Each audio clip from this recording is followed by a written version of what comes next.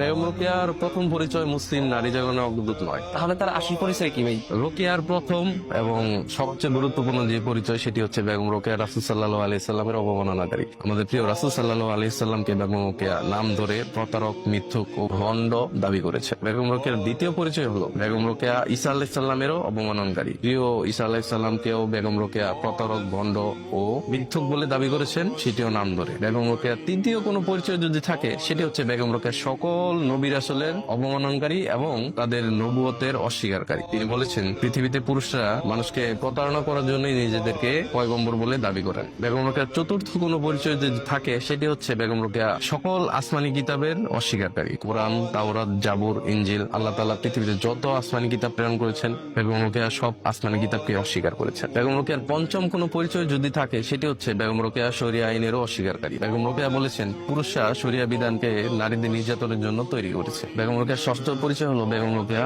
পর্দার বিধানের অবমাননাকারী। পর্দাকে বেগম রোকেয়া মক্কা, মদিনা, জুজুবুরি, ভূত ইত্যাদি বলে অবমাননা করেছে এবং পর্দার বিধানকে অস্বীকার করেছে। সব মিলিয়ে বেগম রোকেয়ার সার্বিক কোন পরিচয় যদি আপনি জানতে চান তাহলে বলতে হয়, এই মুসলিমবঙ্গে ইসলাম বিদ্বেষ, মুসলিম বিদ্বেষ ও পর্দা বিদ্বেষের অগ্রদূত বেগম রোকেয়া।